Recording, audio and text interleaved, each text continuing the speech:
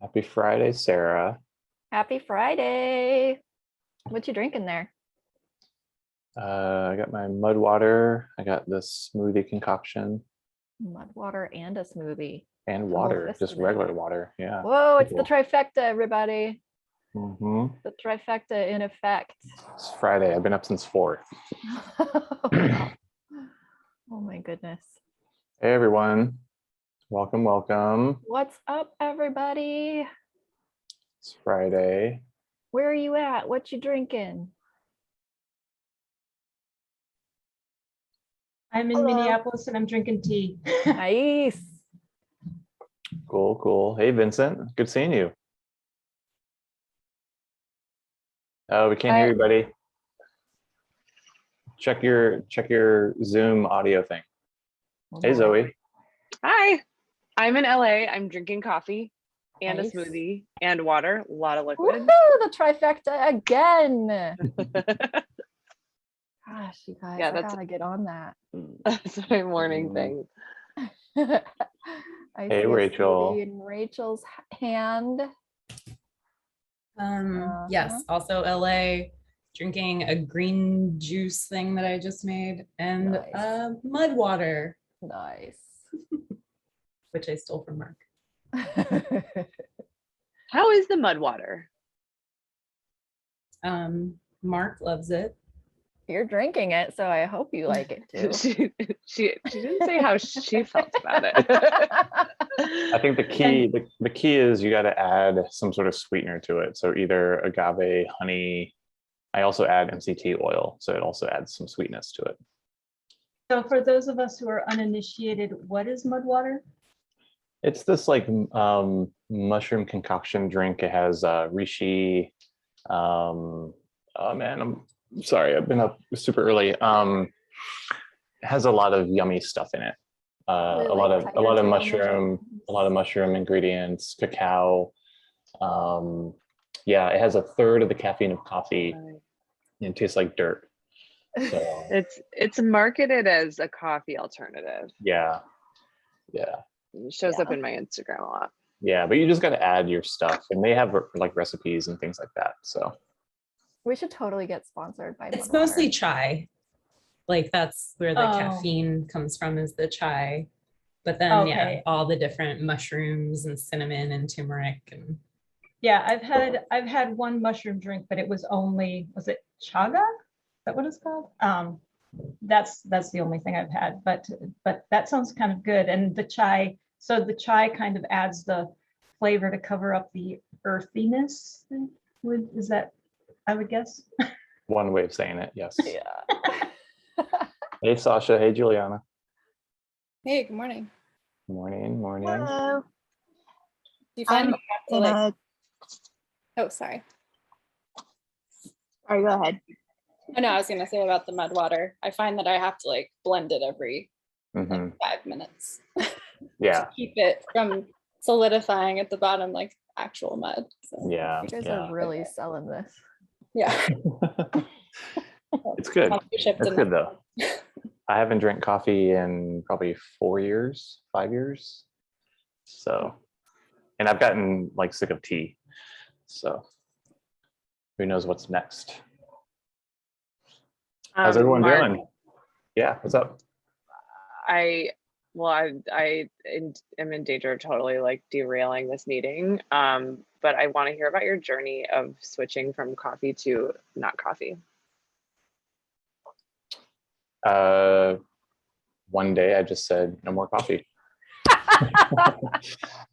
I mean, yeah, this it was meeting mostly. is called the coffee break. You know, So I feel like a poser with hanging out with y'all drinking. I think that this not discussion coffee. is right in line with what the meeting's about. Yeah, it just felt like, it just it never really like sat well with my stomach. And I love coffee, don't get me wrong. It wasn't as if I'm anti-coffee. It's just, I don't know. I always try to upgrade or change things that I input in my body. Yeah, I So- feel like coffee is kind of an acidic. Maybe I'm just making that up because of the way that it feels in my stomach. Mhm. It feels sort of, I don't know, It is aggressive. acidic. Okay. Yeah. It is acidic and it is aggressive, and causes a lot of issues for a lot of people, Mhm. like digestively speaking. Yeah. And well, I'm asking you because I worked with a woman who was creating a tea company, and we like really dove deep into like insights of why people like switch from coffee to tea, or like how to think about tea, and how like in England black teas is like treat black tea the same way that we treat coffee in America. It's like super casual, and you just like put milk in it and it's whatever. It's not this like fancy fussy thing that we see it in America. So I that's why I ask. And also just selfishly, because like I am addicted to coffee, and like I tried to switch to tea and it worked for a few months, and now I'm back on the coffee.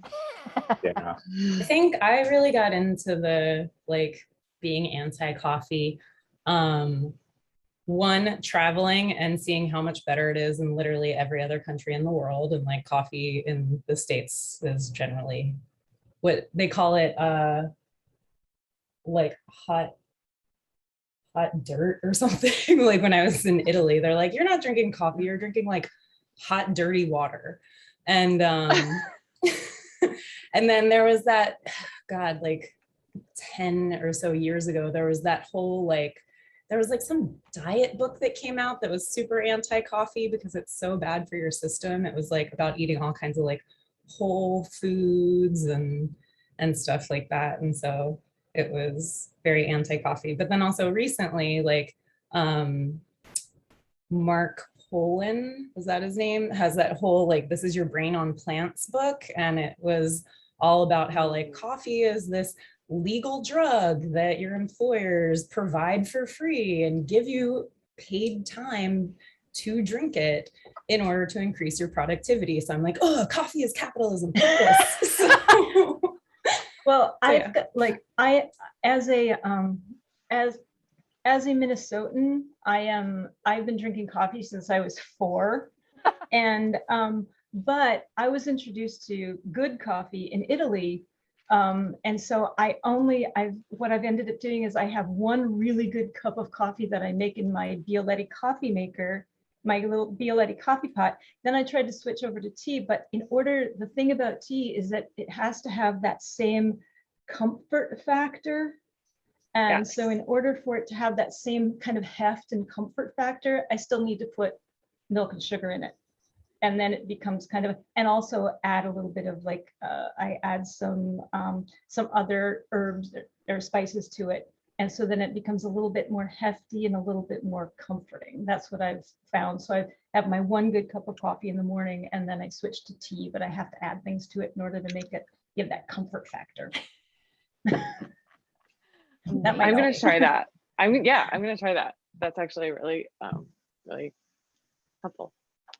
Yeah, I mean, aren't there some benefits to coffee, like antioxidants or something? it is the #1 source of antioxidants for most average Americans. Wow. All right. Well, you can get antioxidants from other places. And I think like the diversity of where we get our foods is probably the most important thing. So one of the things I like about the coffee alternatives is that they bring in a lot of different foods that we wouldn't normally eat or have in our diet. Like how often do we get an opportunity to have reishi mushrooms, which are apparently pretty good for us, immune boosting or something. Yeah, I just added the link in Zoom.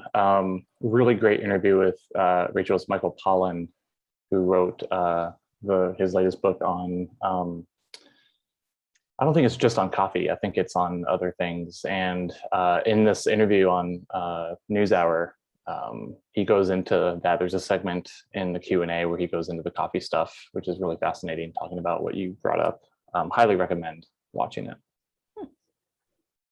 But yeah, I mean, maybe shifting this to climate, because this is maybe a topic that's bringing us all together. It's, coffee and cacao is a commodity that's being threatened. And so I think about that often with that, or, hops and wheat for beer. Like, what's going to happen when people aren't going to be able to reach Zoe reach for your go-to in the next couple of years when it's maybe hard to find, or maybe, you know, double the price, triple the price. So I think about that often when I'm in grocery stores, like, you know, how are we gonna shift or, you know, adapt to our changing food options, you know, crazy. Or just switch to mud water. There you go. Yeah, the one I use is called Rasa, RASA. It's Mhm. another coffee alternative based on mushrooms and herbs. It's an herbal coffee alternative. And it has ashwagandha in it, which is why I like it, because ashwagandha is much kinder to your nervous system than caffeine. Has anyone tried just the cacao also? I've tried that a little bit and it is good, and like it's more of like a hot chocolate water taste. It's definitely not, you have to add a lot to it to make it comfy, but it is Yeah. good. I add a lot of almond milk and honey to the rasa and chai spices as well.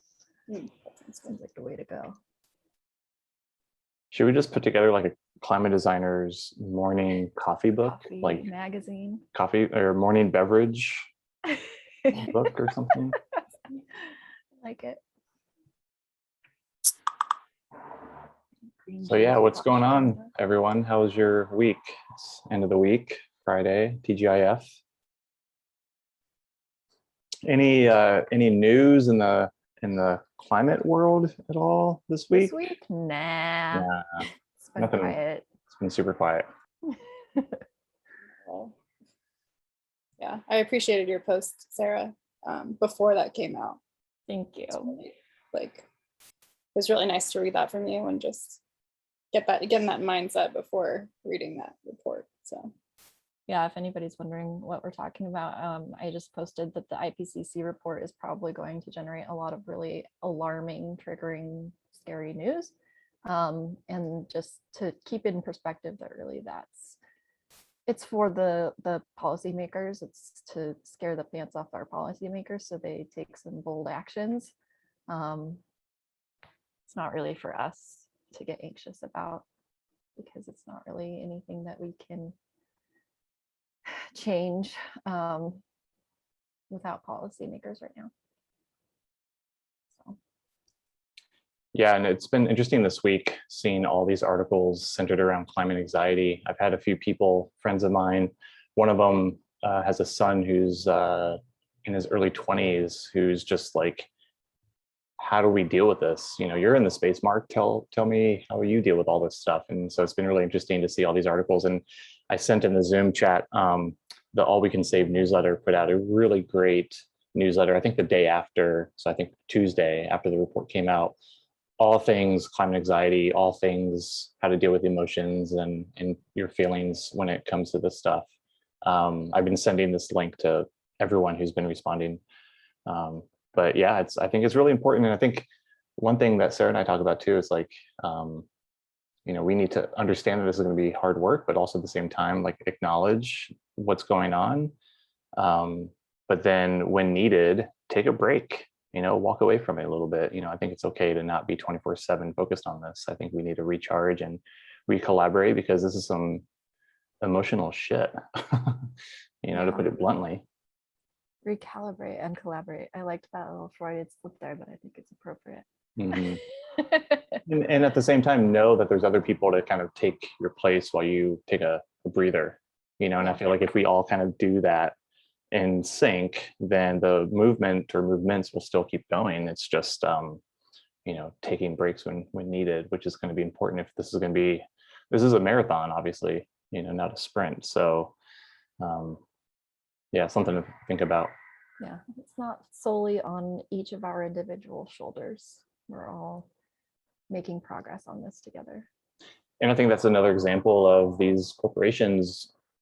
They've laid that groundwork to making it seem as if it should be on our shoulders, you know, and in reality it's on them. So how do we shift that mindset of feeling so helpless, like, oh my god, I drove an extra mile today? It's like, dude, that's okay. Like, let's go upstream and go knock on the doors of these corporations and tell them to get their shit together.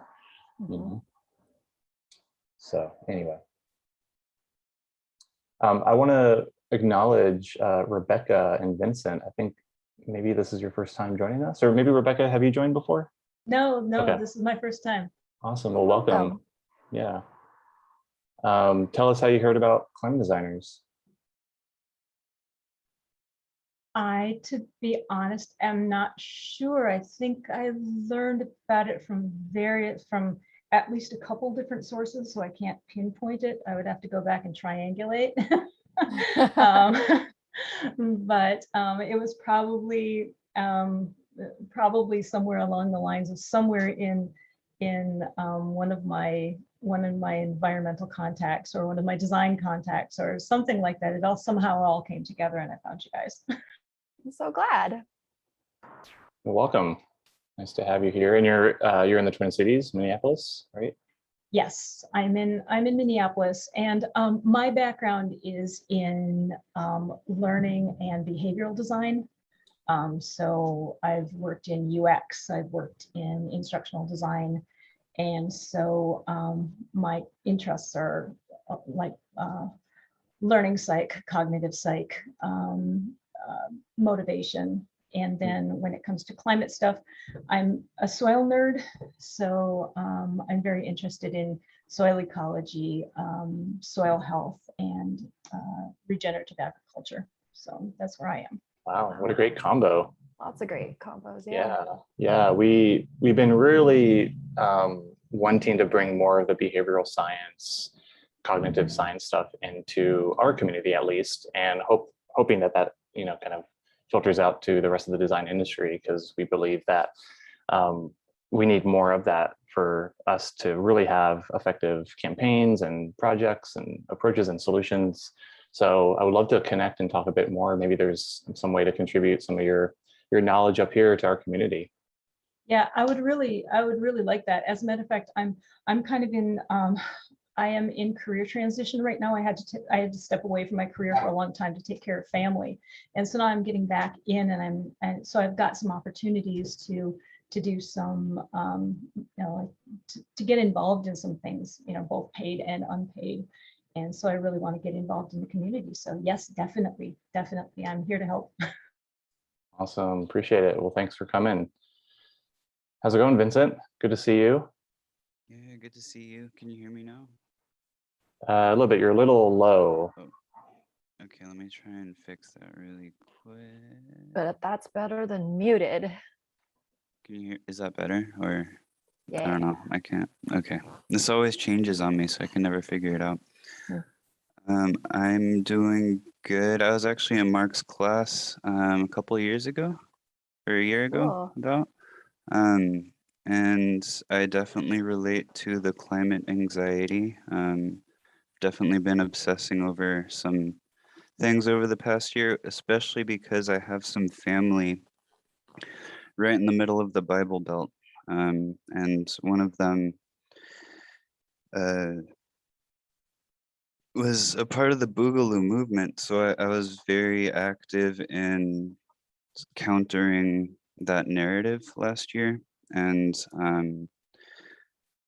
it was very stressful. Good for you. Yeah, that is really hard. Yeah, it was definitely a 24/7 kind of thing. I was watching the news on Twitter, everywhere. And yeah, I think what was good about it is I learned how to have an effective voice. I think they respond to logic and Do they? questioning. Yeah, if you're not aggressive, I think I made some good impact for some people. But obviously, I think that community is so tight knit that they kind of follow each other. So it's hard, like once you break, like in a couple of weeks, they're probably gonna get right back into it. So yeah, figuring out how to maintain the pressure is my challenge. But I think some of their eyes are opening up. My cousins have a very big family, 15. So yeah, that's one of my missions right now. It's opening their eyes. So yeah, Wow. it's me Good right for you, now. man. That is Doing such good a work. great, yeah, especially when you're family. I think as a stranger, we have very little influence, but as a family member, somebody that they can, talk to and trust is going to make a much bigger difference.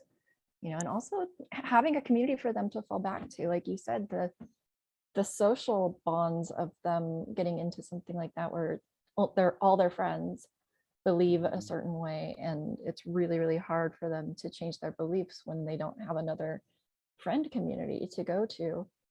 So it's very easy for them to fall back into it. It's just painful to watch. Yeah, from a behavioral perspective, one of the three psychological needs of humans is relatedness. And so once you've got that related, when you're in that group and you feel related and your identity is tied into that, it's so difficult to pull away because your identity is so built on that community. So I'm like, you actually making some headway and actually changing some minds.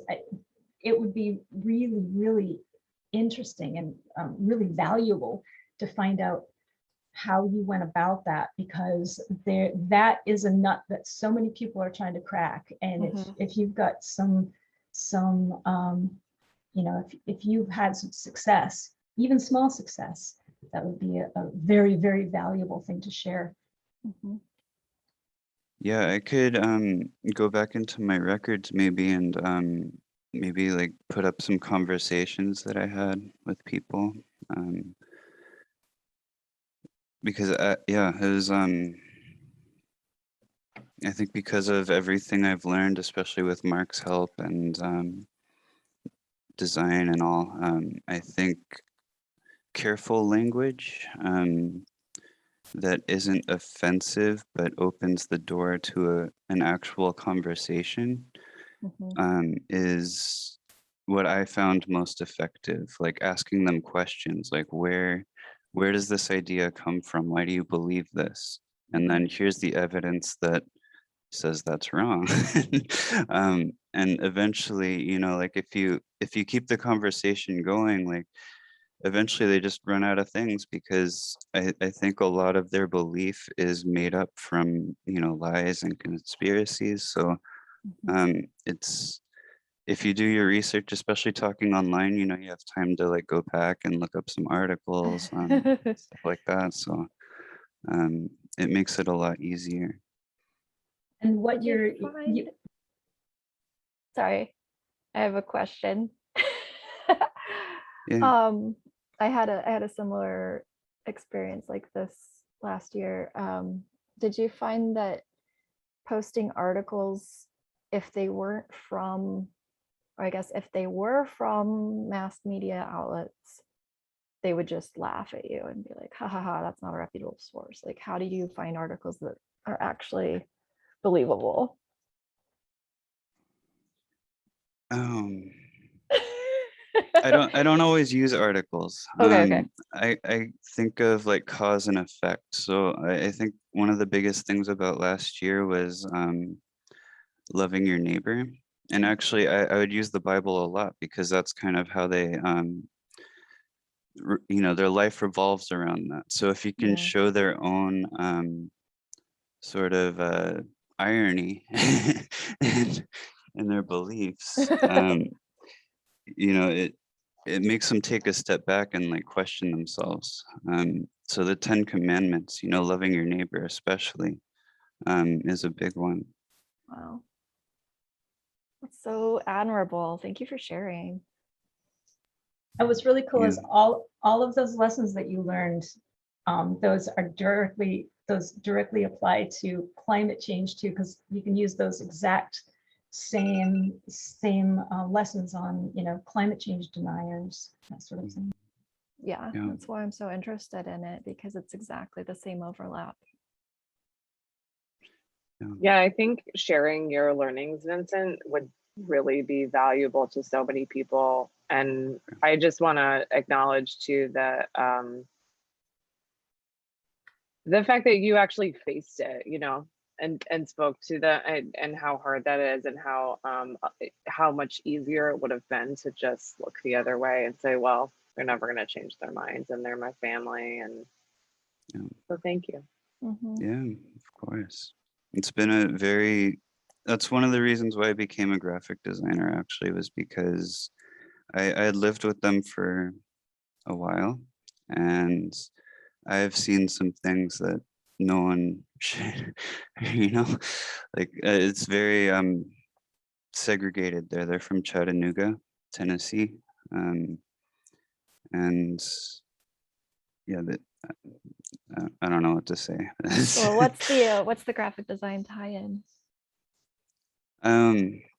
What locked me into graphic design was understanding its power in communication. I think image and language are a very powerful combination, especially when tied to like UX design, where it's kind of like how we automatically receive information. I think that coupling can have a very powerful effect. The challenge is it's very hard to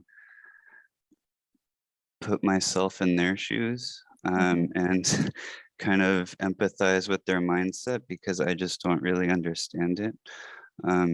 So Yeah.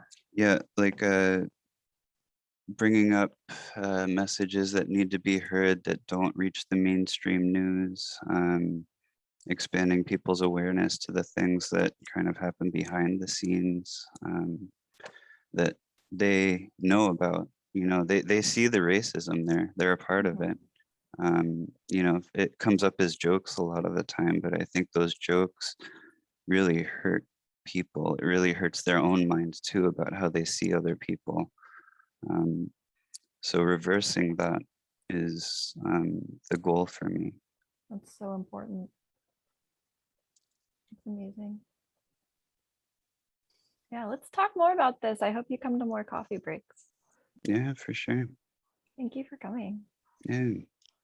I'll put together a document with some conversations I had and maybe post it up in the community or something, Sweet. if that's That'd be appropriate. awesome. Cool. Yeah, Great. absolutely.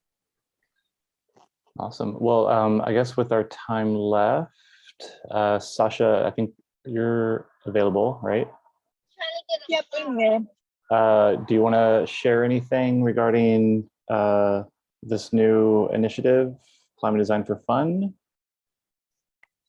Yeah, if anyone hasn't seen it yet, Climate Design for Fun, we have a circle that you can join on Mighty Networks, and it's a weekly design challenge where we post a prompt that you can kind of solve in hopefully just a couple hours of time, do a sketch or do a concept to solve that. But we also did a brainstorm this week that was really fun. I think there were about 7 or 8 of us brainstorming together on different ways to kind of solve this challenge, and it was really cool. So that's recorded. I think Sarah posted a link to it in the chat if you want to like get a better idea of I don't know, certain what kind of how to one way to solve the prompt. I guess there are a lot of different ways, but and if you're not free this week to do it, there'll be another one posted on this weekend. So I'm excited to see everyone's response. I think we already got one from Juliana, who's here, right? Oh, sweet. Yeah. Our first submission to the prompt. Yeah, and it was good. It was a good one. So it made me really excited. So thank you. Woo. Yeah, I was excited to join. Fun. And do you want to bring up Tara? Yeah, in our last 1 minute. So we have officially launched a class on becoming a climate designer in partnership with Tara.do. So that's live now on their website. You can go and peruse the curriculum. Mark and I will be teaching it starting in October, and we are taking applications. Yeah, so share it amongst your peers, your networks.